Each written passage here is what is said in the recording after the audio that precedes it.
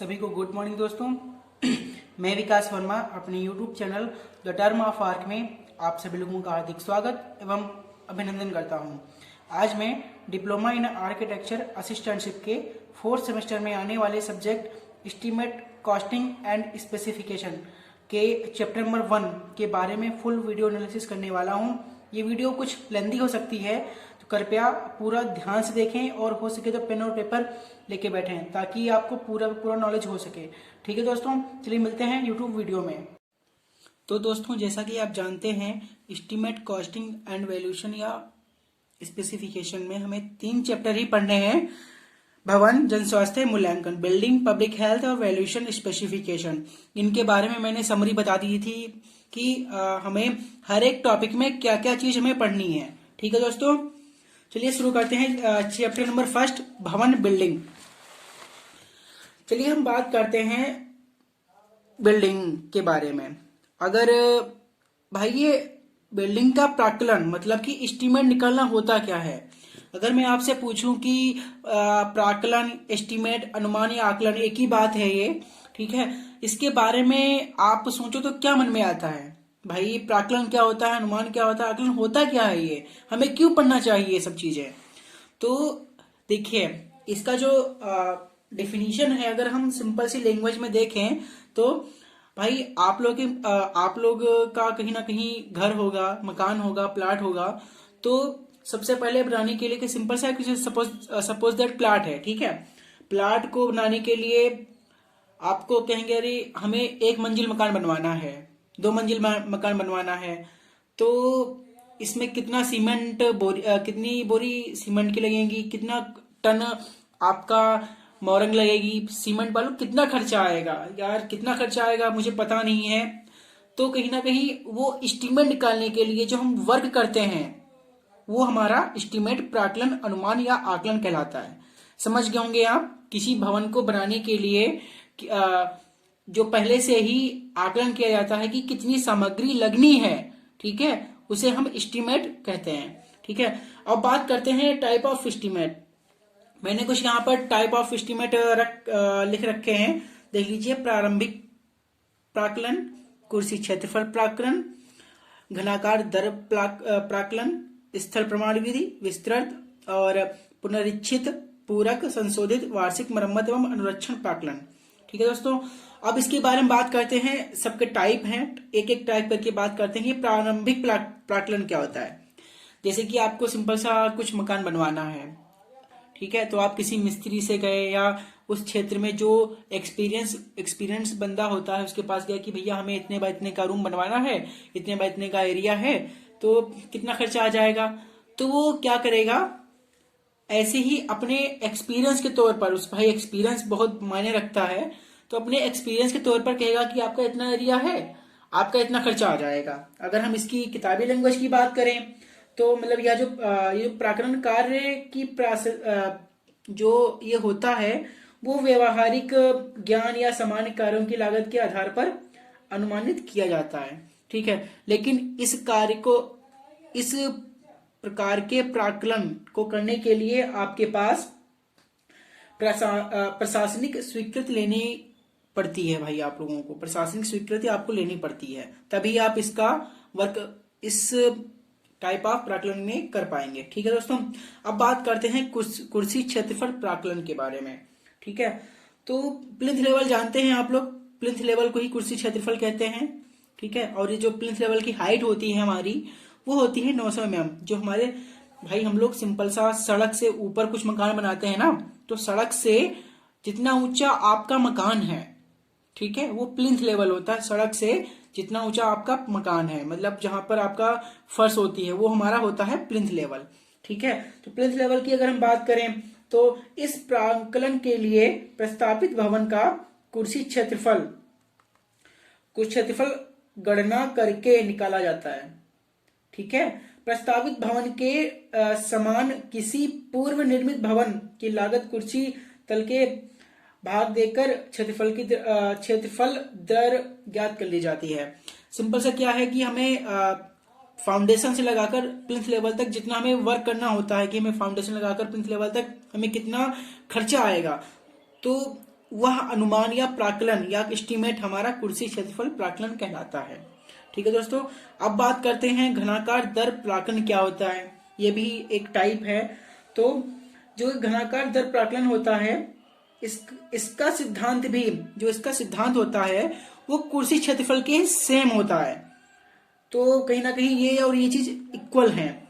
ठीक है, इस विधि में प्रस्तावित भवन, मतलब इस विधि में प्रस्तावित भवन के क्षेत्र में समान विशिष्टियों के किसी भवन की लागत को भवन के आयतन से भाग देकर प्रति इकाई दर निकाली जाती है। मतलब कि क्या करना है आपको, प्रस्तावित भवन जो आपको मकान बनाना है उसके क्षेत्रफल में, ठीक है, समान विशिष्टियों के किसी भवन की लागत को भवन के आयतन से भाग कर मतलब कि आपका जो भवन को या बिल्डिंग को भाई उसका कंस्ट्रक्शन कर रहे हैं, उसका कुल लागत, ठीक है, बिल्डिंग कंस्ट्रक्शन में जितनी भी आपकी लागत लग रही है, ठीक है, वो और भवन की कितने उसका आकार है, कितना एरिया है, उस जो हमारी लागत है उसको ऊपर रखते हैं और नीचे जो हमारा होता है वो होता है एरिया, तो भाग कर देते हैं।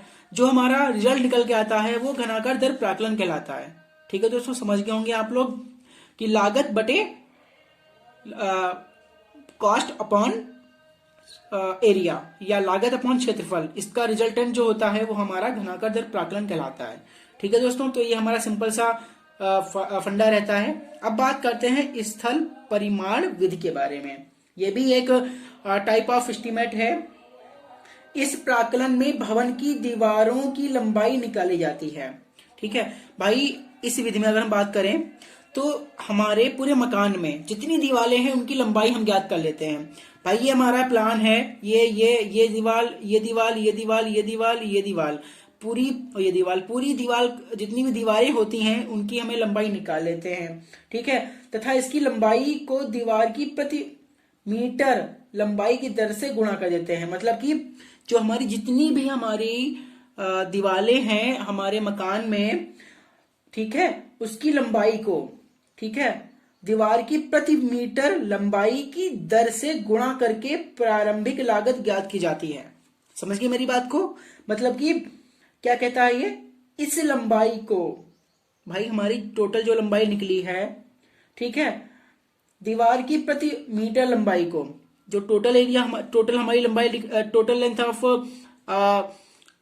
क्या बोलते हैं, वॉल निकली है, length of wall, total length of wall upon प्रति मीटर, मतलब प्रति मीटर, 1 मीटर की दर से इसकी दर से गुणा करके, मतलब कि इसकी 1 मीटर प्रति दर में कितनी हमारी लेंथ निकली है उससे गुणा करके जो रिजल्ट निकलता है हमारा, वो हमारा स्थल प्रमाण विधि के द्वारा हमारा पूरा प्राकलन प्रक्रिया पूर्ण होती है।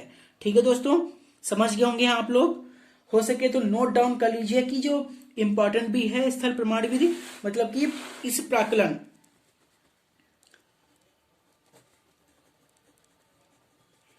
इस प्राकलन में भवन की दीवारों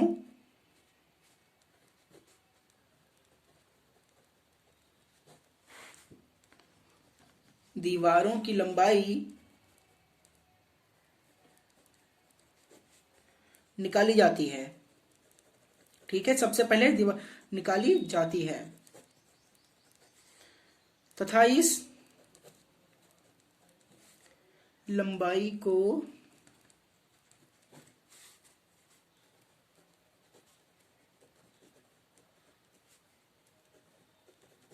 दीवार की प्रति मीटर, ठीक है, इस लैंग्वेज को समझ लीजिए, प्रति मीटर लंबाई की दर निकालना आता होगा आप लोगों को। मतलब कि टोटल जो हमारी लेंथ आई है, इस लंबाई की को दीवार की प्रति मीटर लंबाई की दर से गुणा कर, लंबाई की दर से गुणा करके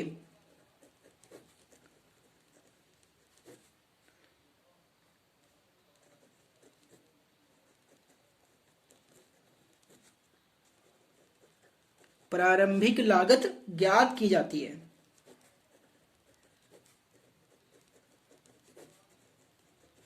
ठीक है दोस्तों, तो ये हमारा पूरा हुआ जाके हमारा स्थल प्रमाण विधि के बारे में। ठीक है, अब बात करते हैं टाइप ऑफ एस्टिमेट नंबर 5 में विस्तृत प्राक्कलन क्या होता है। यह एक परिशुद्ध प्राक्कलन है भाई, सबसे इंपॉर्टेंट ये चीज और ये चीज। ठीक है, विस्तृत प्राक्कलन के बारे में बात करते हैं तो मतलब ये जो प्राक्कलन है ना बहुत ही परिशुद्ध होता है, मतलब एकदम नेट एंड क्वालिटी। समझ रहे होंगे आपको, समझ रहे हैं आप लोग नेट एंड क्वालिटी के बारे में। भाई net and quality meaning Hindi अगर बात करें तो परिशुद्ध ही होता है। इसमें भवन की मुख्य मदों की विस्तृत गणना करके प्रत्येक मद का परिमाण ज्ञान निकाला जाता है। मद मतलब जो भी हमारा एरिया होता है, ठीक है, जो भी हमारा एरिया होता है विस्तृत गणना करके प्रत्येक मद का परिमाण निकाला जाता है। प्रत्येक मद का दर विश्लेषण कर प्रत्येक मद की दर निकाली जाती है। अब प्रत्येक मद के परिमाण व दर की गुणा करके प्रत्येक मद की अलग अलग लागत निकाल ली जाती है। ठीक है, तो इतना कुछ इंपॉर्टेंट नहीं है ये, क्योंकि जो भी चीजें हम लोगों का प्राक्कलन होता है वो इतना विस्तृत में पूछा नहीं जाता है। विस्तृत में खाली ये होता है कि आप जितना भी आपने विस्तृत प्राक्कलन के बारे में मतलब कि पूरा का पूरा भाई थ्योरी लिख देनी है इसके ऊपर। अगर हम बात करें एग्जाम्पल के तौर पर हमारा प्लान है तो इसमें दीवार, कॉलम्स, ठीक है, बीम्स वगैरह सब चीज इसमें इंक्लूड होती है ये विस्तृत प्राक्कलन में, तभी हमारा ये पूरा एस्टीमेट निकाला जाता है इसके आधार पर। ठीक है, वह प्राक्कलन जिसमें दीवार, कॉलम, बीम जितनी भी एलिमेंट हमारे यूज हो रहे हैं उनका सभी का जोड़ कर जो हमें अनुमान निकाला जाता है ना उसे हम प्राक्कलन कहते हैं, विस्तृत प्राक्कलन कहते हैं। क्या समझ गए होंगे आप लोग। ठीक है, अब बात करते हैं पुनरीक्षित प्राक्कलन। यह भी विस्तृत प्राक्कलन का ही एक उदाहरण है। अगर हम बात करें पुनरीक्षित प्राक्कलन जो होता है वो विस्तृत प्राक्कलन का ही एक उदाहरण है। ठीक है, बस इसमें कुछ चीजें होती हैं जैसे कि जब मूल स्वीकृत प्राक्कलन में 5% से अधिक वृद्धि हो जाए। ठीक है, अगर जैसे कि अगर पुनरीक्षित प्राक्कलन की बात करें तो भाई हमने सपोज जैसे कि इसमें हमारे प्लॉट में अगर हम बात करें 5 लाख में निकला पड़ जाएगा 5 लाख कि हमें 5 लाख में पूरा मकान तैयार हो जाएगा। ठीक है, और उसके बाद सामान मंगाने लगे, सब कुछ करने लगे, उसके बाद भैया हमारा पहुंच गया जाके 5,50,000। 5,50,000 हमारा पूरा बैठ गया जाके क्या बोलते हैं एस्टीमेट। ठीक है, और नहीं तो भैया कि ये हमारा 45 में ही पहुंच गया जाके 4,50,000 में ही पहुंच गया, मतलब कि ज्यादा हो गया और कम हो गया। ठीक है, जो हमने अनुमान लगाया था प्राक्कलन या आकलन किया था उससे ज्यादा, मतलब कि 5% ज्यादा या 5% कम।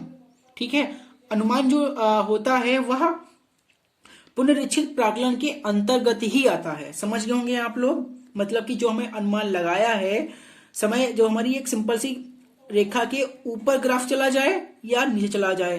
ठीक है, तो ये जो सिंपल सा कंटेंट होता है वो पुनरीक्षित प्राक्कलन कहलाता है। समझ गए होंगे मेरी बात को।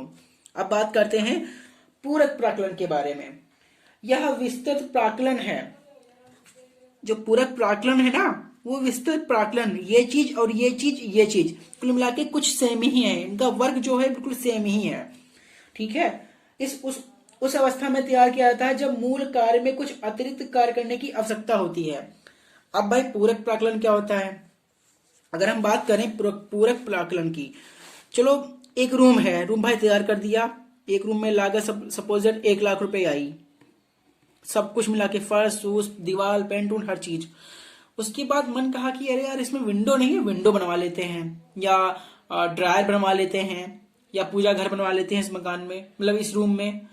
तो अतिरिक्त जो प्राक्कलन निकल आता है ना वो पूरक प्राक्कलन के अंतर्गत आता है। मतलब कि जितना आपने कहा उससे कुछ एक्स्ट्रा वर्क इसमें किया जाए तो वो होता है पूरक प्राक्कलन के अंतर्गत आता है। ठीक है दोस्तों, अब बात करते हैं संशोधित प्राक्कलन के बारे में। ठीक है, यह समझ गए होंगे आप लोग। ठीक है दोस्तों, पूरक प्राक्कलन के बारे में, जो हमारा पूरक प्राक्कलन हो गया, सॉरी, अब बात करते हैं पूरक प्राक्कलन एवं पुनरीक्षित प्राक्कलन, संशोधित प्राक्कलन के बारे में। ठीक है, पूरक एस्टिमेट हो गया। अब बात करते हैं संशोधित प्राकलन के बारे में। ठीक है, तो संशोधित प्राकलन होता है, यह मतलब कि कहने का मतलब यह है कि अगर हमारा 100% वर्क है, हमारा 100% आकलन बिल्कुल ठीक निकला है, उसके बाद जब कार्य होने लगे तो हमारा जो निकला, जो रिजल्टेंट निकले काम करने के बाद, इसमें तो हमने आकलन किया था, जब वास्तव में कार्य हो जाए, मकान बन जाए, ठीक है, तो उसके बाद वो निकले 95%। समझे? मतलब कि ये जो कहने में मतलब ये था कि इसमें 5% ऊपर या 5% नीचे, ठीक है, तो इसमें क्या होता है 5% कम ही निकले, तो ये होता है संशोधित। ठीक है, और 5% निकलने के बाद जो हमारा जैसे कि 5 लाख हमने इसमें अनुमान लगाया था, ठीक है दोस्तों, और हुआ कितना 4,95,000। ठीक है, तो इसमें क्या करते हैं 5,000 जो हमारा एक्स्ट्रा बच रहा है वो कहीं ना कहीं हम लोग यूज कर लेते हैं इसी कंस्ट्रक्शन वर्क में। तो वो होता है हमारा, अगर संशोधन करना हुआ तो वो 5,000 रुपए में हम संशोधन कर लेते हैं, तो इसे बोलते हैं संशोधित प्राकलन के बारे में। ठीक है, समझ गए होंगे आप लोग। अब बात करते हैं वार्षिक मरम्मत एवं अनुरक्षण प्राकलन के बारे में। यह भी विस्तृत प्राकलन है जो संरचना को सही व सुरक्षित स्थिति में बनाए रखने के लिए तैयार किया जाता है। मतलब कि जो ये टाइप ऑफ एस्टीमेट होता है ना, यह संरचना को सही व सुरक्षित स्थिति में बनाए रखने के लिए तैयार किया जाता है। मतलब कि भाई गवर्नमेंट कॉलेज होते हैं, नर्सरी से लगाकर कक्षा 5 तक प्राथमिक विद्यालय, उसके बाद उच्च माध्यमिक विद्यालय जो होते हैं, उनको हर साल उनको कहीं ना कहीं मरम्मत और अनुरक्षण के लिए रुपया आता है, जो वहां के गवर्नमेंट एम्प्लॉय होते हैं, टीचर्स वगैरह आते हैं, उनके खाते में आता है। तो ये आप लोगों को पता होना चाहिए। ठीक है, तो हर साल उस बिल्डिंग को मरम्मत करने के लिए जो एस्टीमेट निकाला जाता है, जैसे कि हमारा मकान है भाई, 10 साल हो गए यार, मकान पूरा गंदा हो गया है, ये चिटक गया है, पूरी पुट्टी निकल रही है, चलो इसका मरम्मत करवा लेते हैं। ठीक है, 5-10 साल बाद आप मरम्मत करवा रहे हो तो भाई पेंट करने में इतना खर्चा आएगा, और क्या बोलते हैं पुट्टी लगाने में इतना खर्चा आएगा, मतलब कि वो आपकी बिल्डिंग का अच्छा खासा मरम्मत हो रही है। तो वो हमारा किस में आ जाता है, वार्षिक मरम्मत एवं अनुरक्षण प्राकलन के बारे में। ठीक है दोस्तों, शायद आप लोग समझ गए होंगे। अगर समझ गए होंगे तो जल्दी जल्दी लाइक कर दीजिए, अच्छा लगता है, मोटिवेशन मिलती है। ठीक है दोस्तों, कैसा मैंने समझाया शायद आप लोगों को समझ में आ गया है। ठीक है, अगर नहीं समझ में आया है तो जरूर कमेंट करें कि कौन सा इसमें आपको समझ में नहीं आया है। ठीक है दोस्तों, अब बात करते हैं कि हमें भाई जो ईंट होती है या कोई भी चीज एलिमेंट लगाना है, ठीक है, अगर जैसे कि सपोज दैट सील रोक रद्दा, ठीक है, अगर हमें लगाना है तो वो किस इकाई में मापा जाता है। ठीक है, जो हमारी जालीदार ईंट होती है वो किस इकाई में मापी जाती है, मतलब कि अगर हमें ये टाइल लगाना है तो वो कौन सी इकाई में मापा जाए कि ये सही हो जाए। समझ रहे हैं मेरी बात को? जैसे कि अगर बात करें बल्लियां, ठीक है, क्या उनकी क्या इकाइयां होती हैं जो मतलब किया जाए। जैसे कि अगर ईंट की बात करें तो ईंट जो होती है, ठीक है, 230 बाई 115 बाई 75 होती है mm। ठीक है, ये स्टैंडर्ड साइज होता है ब्रिक का। ठीक है, तो भाई mm मतलब कि इकाई जो मापी गई है इसकी वो mm में मापी गई है। ठीक है, तो उसी प्रकार जो हर चीज कहीं ना कहीं हम लोगों को पता होनी चाहिए कि उसकी मापने की इकाई क्या है। ठीक है दोस्तों, मतलब कि कुछ चीजें मैंने मेंशन करके रखी हैं, शायद आप लोग स्क्रीन पे देख रहे होंगे। ठीक है, कि सील रोक रद्दा क्या होता है, जालीदार ईंट क्या होती है, किस इकाई में मापी जाती है, दरवाजे किस प्रकार से किस इकाई में मापे जाते हैं। ठीक है दोस्तों, तो कुछ आप लोग स्क्रीन पर इस चीज को देख रहे होंगे। ठीक है, अगर नहीं देख पा रहे हैं तो आप लोग इस चीज का स्क्रीनशॉट ले सकते हैं। ठीक है दोस्तों, इस चीज का स्क्रीनशॉट ले सकते हैं आप लोग। ठीक है, कि कौन सी चीज हमारे में किस चीज में मापी जाती है। ये मैंने अलग से इसकी कॉपी निकाल के रखी है, ठीक है, कौन सी चीज किस में मापी जाती है, ठीक है। ये ले लीजिए स्क्रीनशॉट इसका। ये इंपॉर्टेंट चीज है, कम से कम 5 या 10 नंबर में आती है आपके, ठीक है, कि किस कौन सी चीज मतलब कि कार की निम्नलिखित मदों में से किसी 10 की मापन इकाइयां लिखी है। एस्टीमेट कॉस्टिंग एंड स्पेसिफिकेशन का प्रीवियस ईयर, जितना भी प्रीवियस ईयर आप क्वेश्चन पेपर उठा के देख लें, उसमें कम से कम 5 से 10 नंबर का ये क्वेश्चन जरूर पूछा जाता है, ठीक है। हो सके तो इसका भी स्क्रीनशॉट सब लोग ले लीजिए, मैं आपको इधर कर देता हूँ, लाइए, ठीक है। आप स्क्रीनशॉट सब लोग ले लीजिए, ठीक है दोस्तों। ओके, ले लिया आप लोगों ने स्क्रीनशॉट, ठीक है। चलिए अब बात करते हैं, कुछ और भी इंपॉर्टेंट चीजें होती हैं, ठीक है, कुछ ये भी ले लीजिए आप लोग, ठीक है। ये भी कुछ इकाइयां लिखी हुई हैं, इनको ध्यान में रख लीजिए आप लोग, ठीक है। चलिए अब बात करते हैं कि भवन योजनाओं के सिद्धांत। भाई बहुत ही इंपॉर्टेंट चीजें हैं ये, भवन योजनाओं के सिद्धांत, ठीक है। पूरा वीडियो जरूर देखिए, नहीं तो आप लोगों को प्रॉब्लम हो जाएगी, सर हमें नोट्स नहीं मिल पाते हैं, सर ये नहीं हो पाता है, क्या करें क्या ना करें, ठीक है। तो भवन योजनाओं के सिद्धांत, ठीक है, मतलब कि कुछ सिद्धांत होते हैं कि भवन योजनाएं कैसी होनी चाहिए। मतलब कि कुल मिला के कहने का मतलब यार ये है कि कोई प्लाट है उसको हम किस प्रकार से मेंशन करें, ठीक है। तो मतलब कि सटे कमरे होने चाहिए,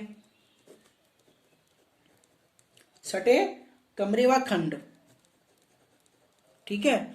सटे कमरे मतलब कि अगर आपका ये प्लान है, ये आपका प्लॉट है, ठीक है, मकान रूम यहाँ पे बना दो, यहाँ पे बना दो, ऐसा तो थोड़ी करोगे तुम लोग, करोगे क्या भाई। ये हमारा सिंपल सा प्लान है, ठीक है। एक ये रूम बना दिया और एक ये रूम बना दिया, मतलब कि जो रूम है वो सटे सटे आपस में सटे, मतलब मिले जुले आपस में, पड़ोस पड़ोस में बना दिया आपने इस प्रकार से। अब ये नहीं कि एक रूम यहां बना दिया, एक रूम यहां बना दिया, सब पूरा तहस नहस कर दिया पूरी प्लानिंग की, तो ये होती हैं। और दूसरा कौन सा होता है, दूसरा होता है वर्गाकार आकृति,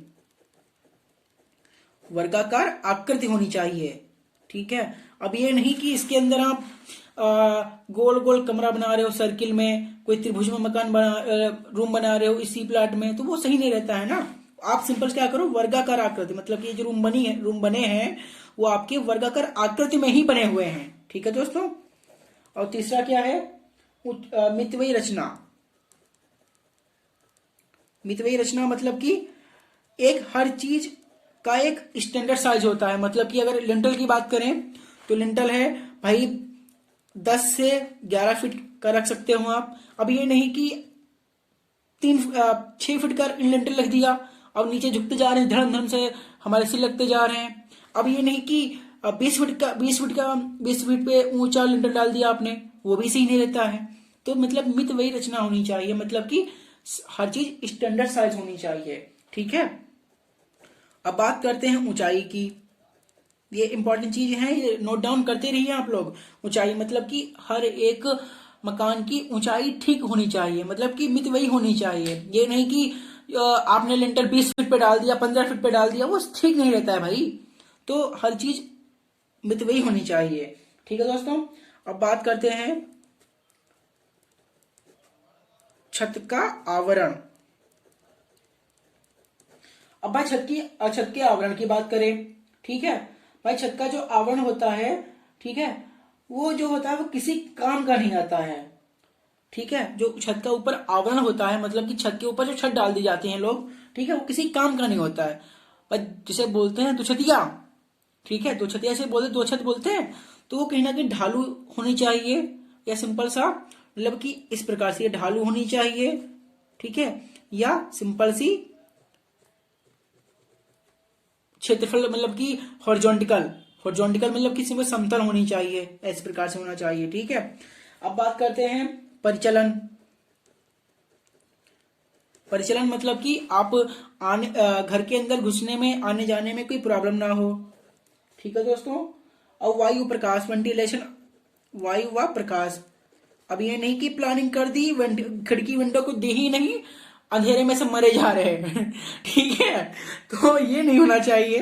तो मतलब कि वायु प्रकाश वेंटिलेशन के लिए वेंटिलेटर होने चाहिए, विंडो होनी चाहिए, ये चीज इंपॉर्टेंट रहती है हमारे लिए मकान में हर चीज करने के लिए, ठीक है। और एकांतता, भाई ये नहीं कि पूरा एक प्लान ये वो है आपका प्लाट, इसी में पूरा एक हॉल बना दिया धर के, इसी में बेड पड़ी, इसी में लेटरिन बाथरूम, अरे यार भाई बिल्कुल खराब लगता है, ठीक है। मतलब कि अगर इस प्रकार से प्लानिंग करो जिस प्रकार से ये है, इसमें कोई बंदा बैठा है तो इसके अंदर हल्का शोर मच रहा है तो इसमें ना आवाज आए, एकांतता महसूस हो, ठीक है दोस्तों। तो ये कुछ भवन योजनाओं के सिद्धांत होते हैं जो आप लोगों को पता होना चाहिए, इंपॉर्टेंट चीज है, नोट डाउन कर लिया होगा आप लोगों ने, ठीक है दोस्तों। और वीडियो कुछ लेंदी हो रही है, ठीक है, तो इसके बारे में नेक्स्ट वीडियो आने वाली है, इसके 4-5 घंटे के बाद नेक्स्ट वीडियो आ जाएगी जिसमें मैं बताऊंगा कि कुछ चीजें इंपॉर्टेंट क्या इंपॉर्टेंट होती हैं सार्वजनिक भवनों के लिए, ठीक है। मतलब भवनों के लिए स्थल चयन के समय किन किन बातों का ध्यान रखना चाहिए। मतलब कि भवन के लिए स्थल, मतलब कि अगर आप कोई प्लाट कहीं ले रहे हो तो उसके लिए क्या क्या चीज इंपॉर्टेंट रहती है, मतलब कि स्थल चयन के लिए इंपॉर्टेंट चीजें क्या क्या होनी चाहिए, ठीक है। और उसके बाद बात करेंगे निर्माण कार्य आरंभ करने से पूर्व की जाने वाली औपचारिकताएं, मतलब कि सावधानियां, मतलब कि अगर आप कार्य प्रारंभ कर रहे हो, कंस्ट्रक्शन वर्क स्टार्ट कर रहे हो, तो कंस्ट्रक्शन वर्क करने से पहले हमें क्या क्या चीज सावधानियां रखनी चाहिए, ठीक है, सावधानियां हमें रखनी चाहिए, ठीक है दोस्तों। और कैसा लगा वीडियो, लाइक शेयर कमेंट और सब्सक्राइब वाला बटन तोड़ डालो यार, बहुत कुछ मोटिवेशन नहीं मिल पा रहा है। अरे कैसी भी कमेंट करो कि भाई हमें वीडियो अच्छा नहीं लगा है, अच्छा लगा है तब भी बताओ, नहीं अच्छा लगा है तब भी बताओ, ठीक है। और जो नहीं अच्छा लगा है उसके बारे में जरूर बता दीजिए कि यहाँ पे आपने कुछ मिस्टेक की है, उस चीज को मैं सुधारने का प्रयत्न करूंगा, ठीक है। ओके दोस्तों, कैसा लगा वीडियो, लाइक शेयर कमेंट और सब्सक्राइब वाला बटन जरूर दबाएं ताकि मैं अगर कोई भी वीडियो आपके सेंड करूं तो उसका नोटिफिकेशन आपके पास पहुंच जाए, ठीक है दोस्तों। बाय बाय, मिलते हैं नेक्स्ट वीडियो में।